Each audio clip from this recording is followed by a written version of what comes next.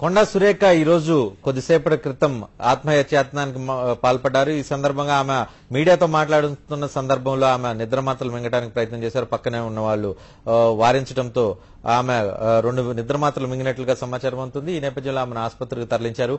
ఆమె నిద్రమాత్రలు మింగటానికి ముందు మీడియాతో మాట్లాడిన మాటలను ఒకసారి విన్నాం.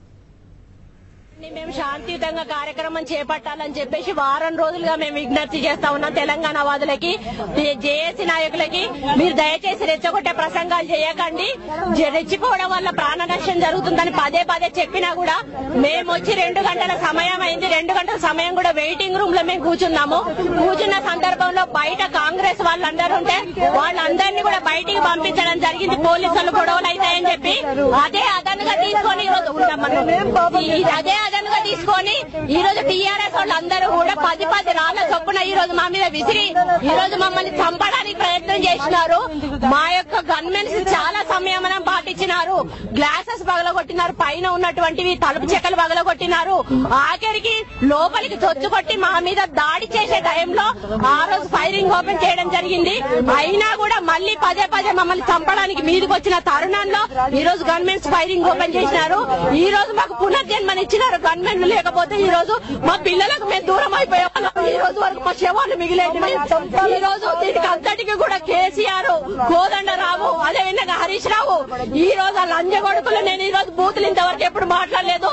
ఆ లంజగొడుకులు ఇక్కడ మహబాద్ లో రూములలో, ఏసీ రూములలో కూర్చొని 10 లక్షల రూపాయలు పంచిపెట్టి కిరాయిగా ఉండాలని పంపించి మమ్మల్ని చంపడానికి ప్రయత్నం చేస్తా ఉన్నారు.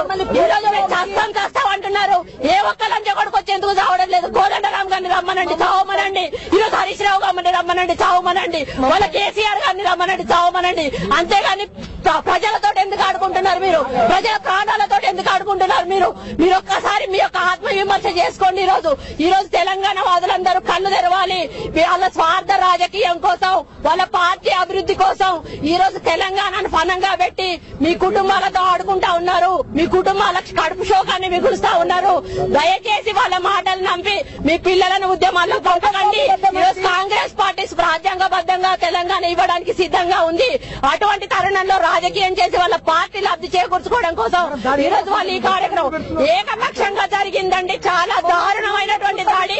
మేము ఎక్కడా కూడా ఇంతవరకు చూడనటువంటి దాడి, రాక్షస దాడి జరిగిందండి. ఈ రోజు ఆ దాడిలో మేము ఈ రోజు చేసినామండి. సురేఖ గారు ఈ రోజు వాళ్ళు కూడా చెప్తున్నారు, ప్రధానంగా తర్వాత ఫైరింగ్ ఓపెన్ అయిన తర్వాతనే మేము రాళ్ళు విసిరాము. కొండా సురేఖ గారు కూడా రాళ్ళు విసిరారని చెప్తున్నారు. వాళ్ళకేం మీడియా వాళ్ళు ఉన్నారండి, వాళ్ళకి చెప్పండి. ఈ రోజు అసమర్థులండి వాళ్ళు, చాతగాని వాళ్ళు, ఒక్క తల్లికి తండ్రికి పుట్టిన వాళ్ళు కాదు వాళ్ళు. అందుకే ఈ విధంగా మాటలు మార్చి తప్పుడు ఆరోపణలు చేస్తా ఉన్నారు. నిజంగా వాళ్ళు చేస్తుంటే ఈరోజు ఆ తెలంగాణ కావాలనుకుంటే మీరు ఆత్మహత్య చేసుకోండి. నేను ఆత్మహత్య చేసుకోవడానికి